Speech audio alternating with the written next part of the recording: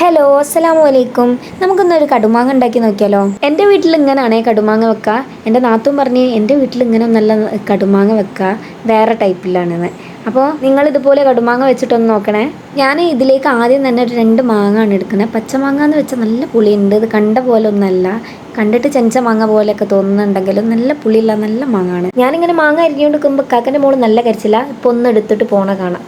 ഓൾക്കൊരു മാങ്ങ കഷ്ണം കിട്ടി, ഓൾ അടങ്ങി. ഇനി നമുക്ക് കടുമാങ്ങ വെക്കാം. അതിനു വേണ്ടി നമുക്ക് ആദ്യം തന്നെ ഒരു ചട്ടി വെച്ച് കൊടുത്തിട്ട് അതിലേക്ക് മാങ്ങ ഇട്ടിട്ട് അതിന് മുങ്ങാൻ പാകത്തിന് വെള്ളം ഒഴിച്ച് കൊടുക്കാം. എന്നിട്ട് ഇതിലേക്ക് ആവശ്യത്തിന് ഉപ്പിട്ട് കൊടുക്കാം.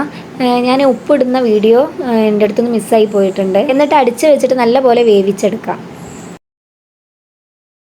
മാങ്ങയൊക്കെ ആവശ്യത്തിന് വെന്ത് വന്നിട്ടുണ്ട്. ഇനി നമുക്കിതിലേക്ക് 2.5 ടീസ്പൂൺ മുളക് പൊടി ഇട്ട് കൊടുക്കുക. 1/2 ടീസ്പൂൺ മഞ്ഞൾപ്പൊടിയും കൂടി ചേർത്തിട്ട് നല്ലപോലെ ഇളക്കിയിട്ട് വറ്റിച്ചെടുക്കണം. ഇതിലേക്ക് 3 പച്ചമുളകും കൂടി അരിഞ്ഞിട്ട് കൊടുക്കുക. 2 പച്ചമുളക് വേണമെങ്കിൽ ഇട്ട് കൊടുത്താൽ മതി, കാരണം നല്ല എരിവുണ്ടായിരുന്നു.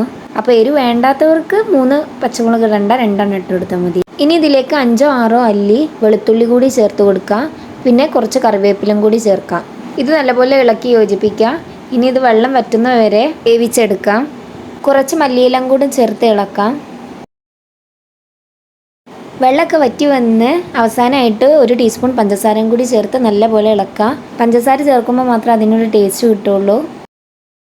ഇനി ഒരു പാത്രത്തിലേക്ക് വെളിച്ചെണ്ണ ഒഴിച്ച് അതിലേക്ക് കുറച്ച് കടുക് ഇട്ട് കടുമാങ്ങയിലേക്ക് ചേർത്ത് കൊടുക്കാം.